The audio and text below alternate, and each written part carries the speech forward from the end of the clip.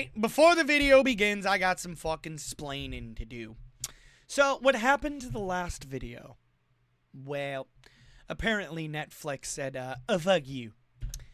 And removed it because of copyright. And pretty much blocked it worldwide. It was viewable nowhere. I was watching the highlights of the fight that they posted on YouTube. Huh?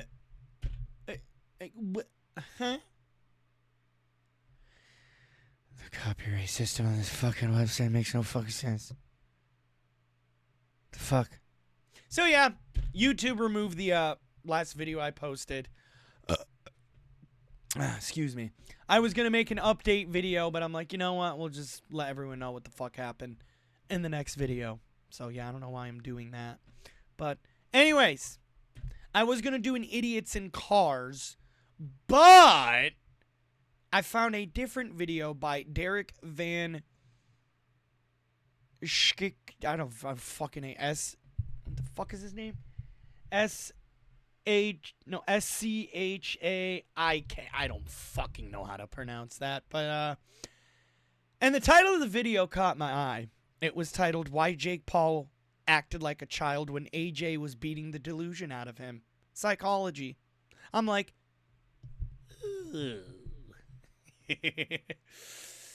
considering we had our last Jake Paul video taken down on the fight, like, you know what? Let's figure out what pretty much made him come to his senses and be like, "Oh fuck!" Yeah, so let's watch. Again, there's the man's channel right there if you guys want to go check it the fuck out. Yeah, there it is right there. Go check it the fuck out. All right, let go. All right, let's eat it.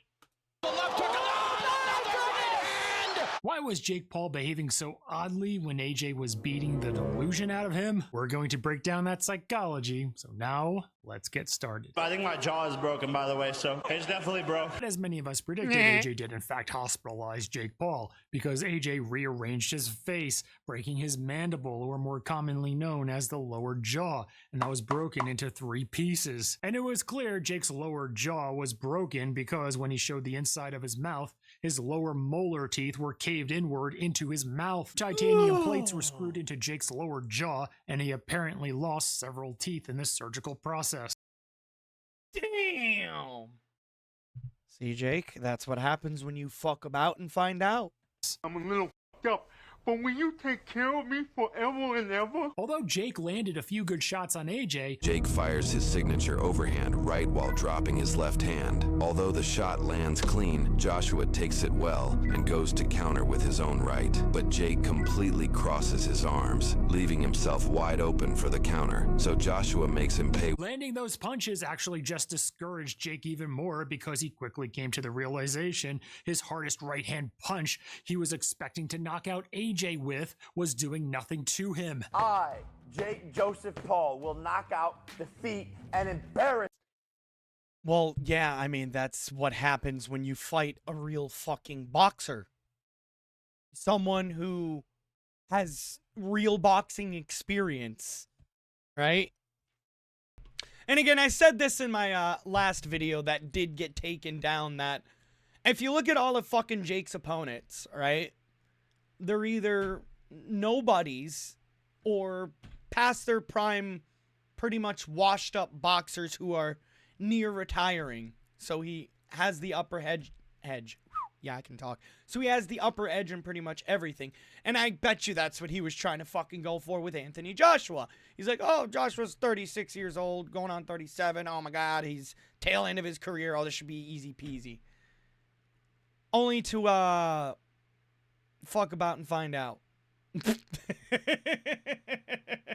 You know? I mean, again, I'm going to say it was a typical Jake Paul opponent that he would pick. 36, 37-year-old boxer who, again, is nearing the tail end of his career. And, well, like I said, Anthony Joshua's 36, nearing the tail end of his career. Looks like Joshua could go for a couple more fucking years. Looks like the guy still, I mean, it's Jake Paul, so of course it was an easy fucking fight. Jake Paul's not a real boxer. You know? So,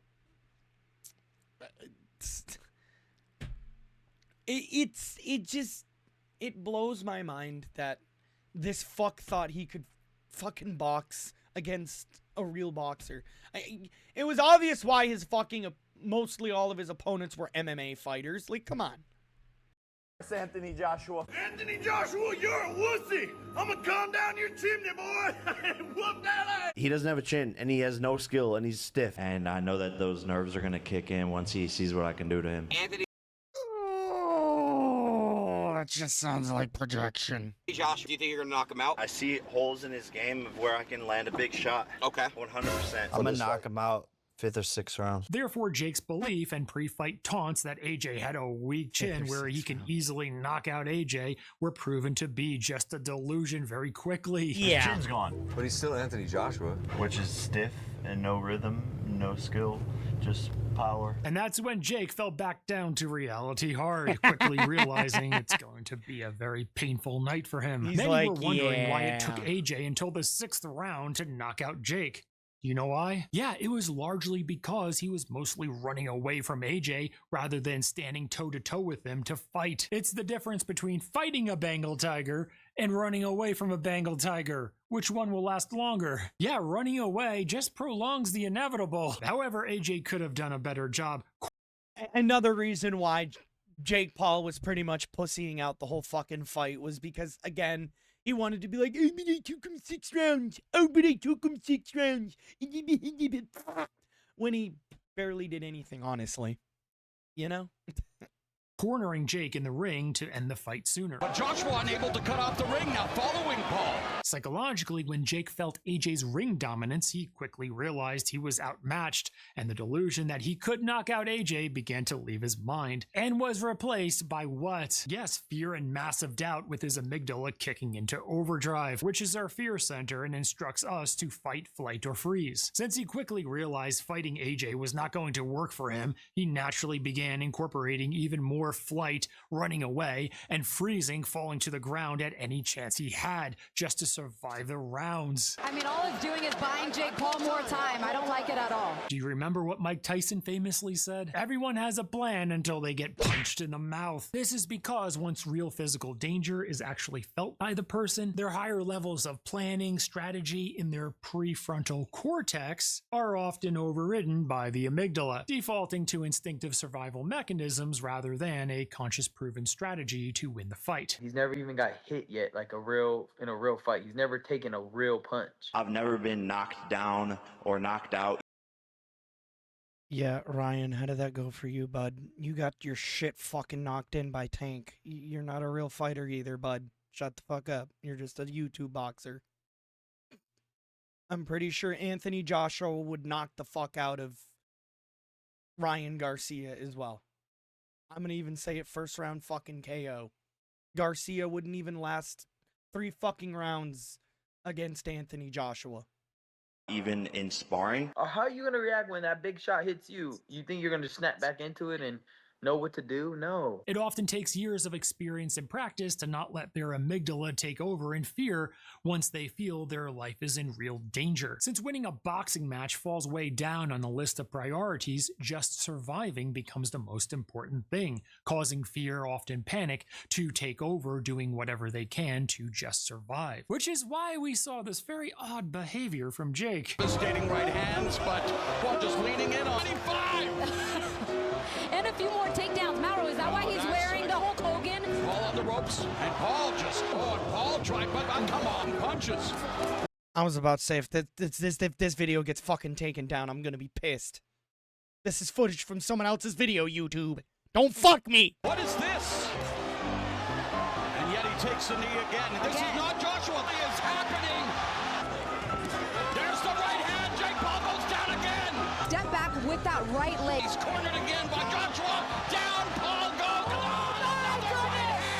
Yes, he was constantly crawling, falling, rolling, faking low blows. He knows his bullshit. And I don't see a low blow at all there, so I don't know what we're talking about here. Holding onto AJ's leg as if he were pleading for mercy, and even pulling down AJ as if it were a wrestling match. In fact, he did that so much that the referee warned Jake to stop that nonsense. Rough tactics gotta stop, okay? The fans didn't pay to see this crap, okay? Amen! The fans did not pay to see this this crap. Psychologically, Jake likely did that in fear and panic. Doing that allowed him to catch his breath and rest by getting off his feet, going to the ground. To go to his safe space on the ground because Jake is safer on the ground than standing where AJ can strike him. It allowed him to put some of his weight onto AJ to tire AJ out, and sometimes it was because AJ actually knocked him down with a punch, but wanted to sneakily grab AJ on the way down to pull him down too, while also reducing a more devastating fall to the ground. Put some respect on my name. My respect. Some compared all that leg hugging Jake was doing to a child hugging their father's leg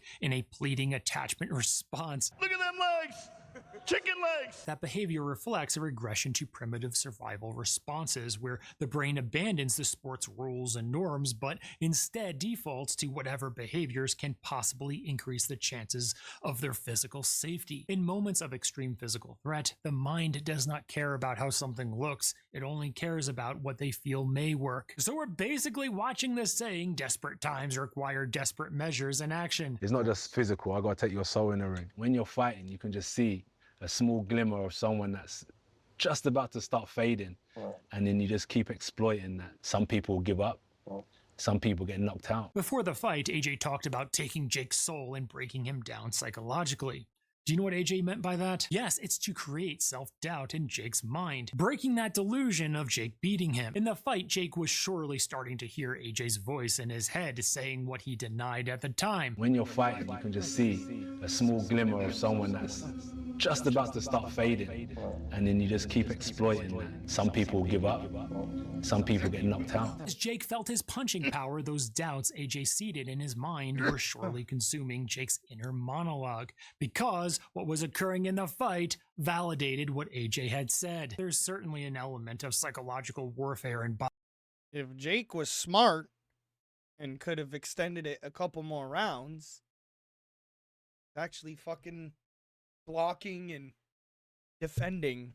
Like, literally, as soon as a punch was coming his way, the only fucking thing Jake did was literally just hug Anthony's leg. What was it? Just hug his leg.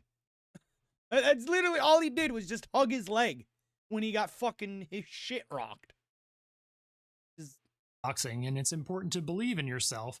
However, there's no amount of belief in oneself that will ever overcome a massive power, size, experience, and skill gap like the one between AJ and Jake. Therefore, what AJ was saying is that there will be a point in the boxing match where Jake finally understands he was delusional and then starts to panic and doubt himself. And at that point, Jake will psychologically start questioning his identity as a great boxer. Careful by ducking down. Andre August, he knocked him out quickly. He had one fight in 4 years when he fought Jake Paul. Ryan Bowerland had one fight in 6 years when he fought Jake Paul. I'm knocking out the best of the best. Oh, big right. Chavez Jr. also one fight in 4 years when he fought Jake Paul and wasn't even a fucking cruiserweight before that anyway. The best of the best. And then realize that was all just a carefully manufactured delusion by hand selecting easier opponents all along. And there it is.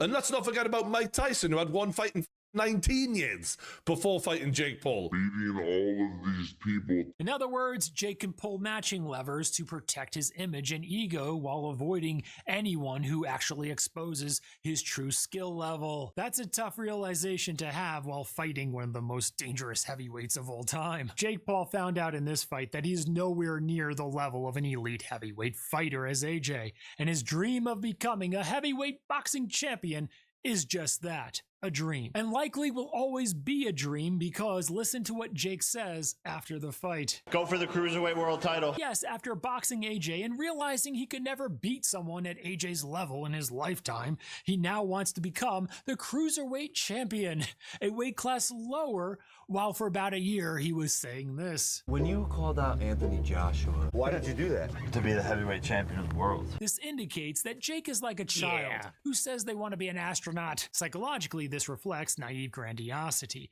driven by limited. Let me explain it further here. He pretty much realized that, oh shit, this isn't gonna work out. My image will be damaged if I continue as a heavyweight. I should go down a level. He basically realized that, yeah, no, I'm not what I thought I was. Because if you think about it, if Jake Paul was truly, genuinely a real boxer and someone who could actually hang in, he would stay in heavyweight, right? But considering he got fucking ragdolled by one of the best, now he don't want the smoke no more. What happened to the big tough guy boxer there, Jake? Huh? Understanding where aspiration is mistaken for capability, isolated in his little bubble atop Mount Stupid in the Dunning-Kruger effect. This is where limited experience creates inflated confidence and an inability to accurately assess his own skill level. What Jake says doesn't ever appear to be based on reality with actual sparring success. Only after realizing he could never beat someone like AJ does he suddenly shift his goal lower. Go for the Cruiserweight World title. Psychologically, exactly what I just fucking said. This indicates that many of his goals are driven by fantasy and illusion. You've spoken about exactly again what I just said. The desire to play football professionally in the NFL. How serious is that? It's very serious. I'm going to go and play slot receiver. The way I see it is it's simple as... Even though AJ said this ahead of the fight. If I can kill you, I will kill you. That's just how I am.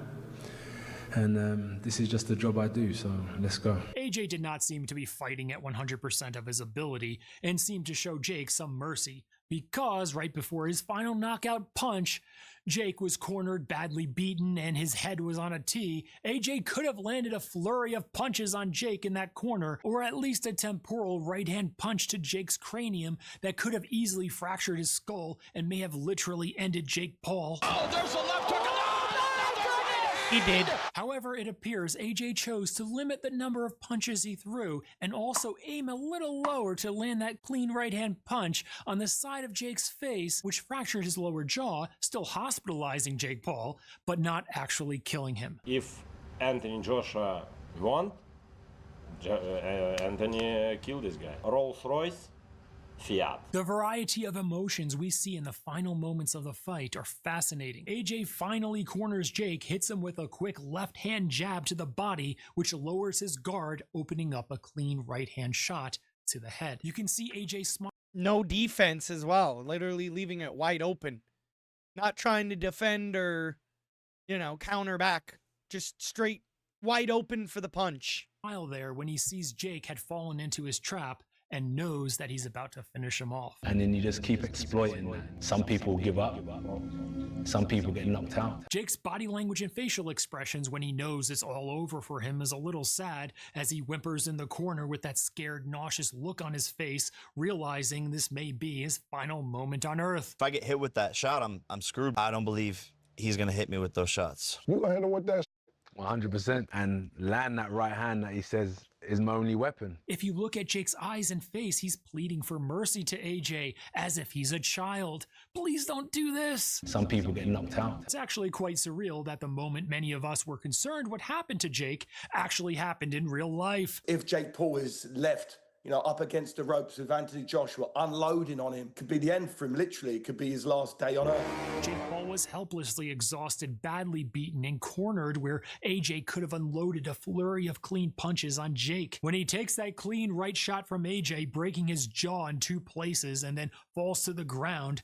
And his chin served on a platter, and look at Jake Paul's face. He knew it right away. He said, woo! Some wondered why Jake had that emotion of excitement. Do you know why? When he was cornered by AJ, Jake's amygdala detected extreme threat, signaled the hypothalamus, activated the sympathetic division of his autonomic nervous system, and triggered a surge of adrenaline and cortisol from the adrenal glands. This is an acute stress response, but more commonly known as an adrenaline dump. In that moment, when he saw he was about to get cleanly punched in the face by AJ, he surely thought that was his last moment on Earth. Falling to the canvas, then blinking and realizing he's still alive, that abrupt shift from perceived death to survival produced this burst of emotions we see here. He smiled, laughed, and even hooted in shock, disbelief, and excitement that he took a clean right-hand punch to the head from AJ and is still alive. Of all the the crazy things Jake Paul has done, he probably never experienced an adrenaline rush like this in his entire life. Imagine if you were Jake up against the ropes in this moment, realizing AJ has your head on a tee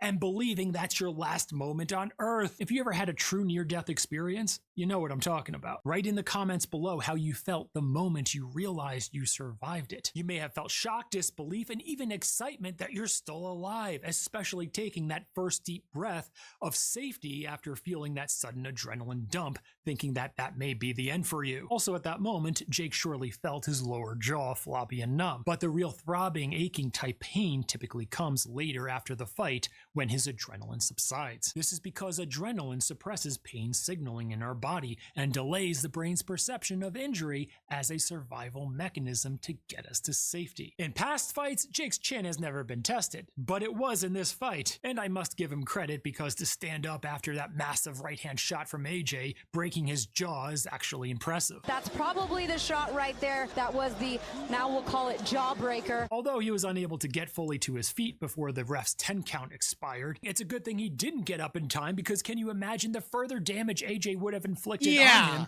if he continued in that condition? In the early rounds by right uppercut, it's amazing. Do you know why Jake has been known to flick his tongue out in wide-eye excitement after getting punched hard? Right, it's to psychologically reframe pain as excitement, therefore reframing it from feeling negative to positive, which actually works to keep someone fighting. Also, it's to psychologically taunt his opponent, hoping to demoralize them that their punches are not bothering him. Paul sticks his tongue out like he's not hurt. If you're wondering if Jake Paul suffered any brain damage, there does not appear to be immediate noticeable brain damage, but the hospital he went to surely performed several neurological tests, including CT and MRI scans to know for sure, but likely has some level of concussion based on the shots he took. Due to Jake receiving several clean punches from AJ, Bonafide knockout artist.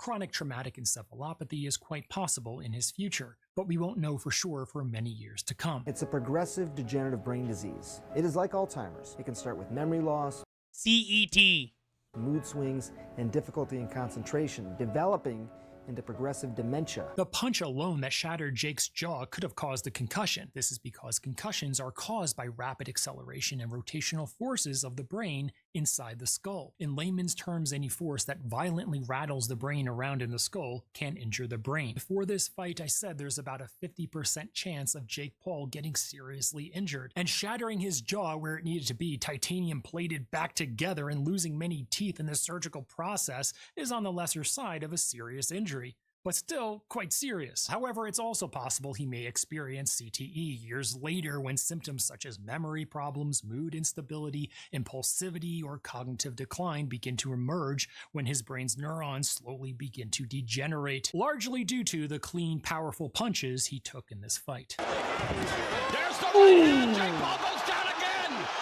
Second knockdown. I would like to say that Jake boxed better than I expected, but unfortunately, I can't say that. It was almost like AJ was fighting a boxing fan, especially during those last 3 rounds. Jake looked like a drunk 65-year-old man trying to fight the pro boxer he came across at his local pub. At some points, he was He got a couple decent shots in, nothing special, but from the highlights that I saw and from what I saw, I've seen a lot better, for sure. But yeah, he had a couple decent shots, but that was about it. Otherwise, he got his shit knocked in. Holding onto the ringside ropes as a crutch, fake nutcrackers to gain extra time to catch his breath, stumbling, flailing, falling, rolling, and grabbing anything he could hold onto to stay on his feet. I've never seen a boxer so clearly outmatched. It was a little shocking. And AJ seemed to be more sparring Jake, where he was not performing anywhere near 100% of his capability. But what do you think? It's the funny part. I know. Shoot a couple now. Go away.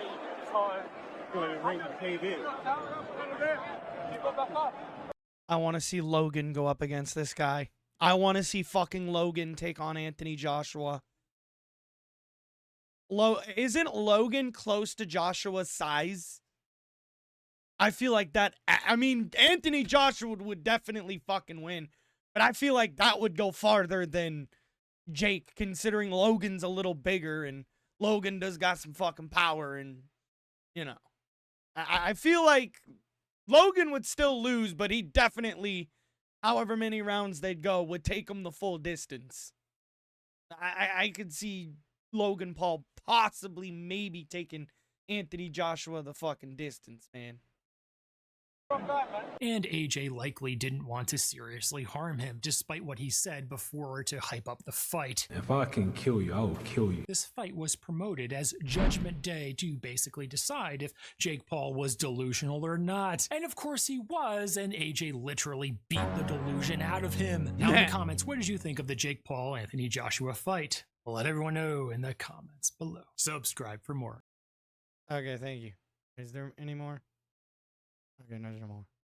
But anyways, that is going to do it for this video. I hope you guys enjoyed. I was going to do an idiots in cars today, but then I realized since my video on the Jake Paul fight got taken down, I thought, you know what?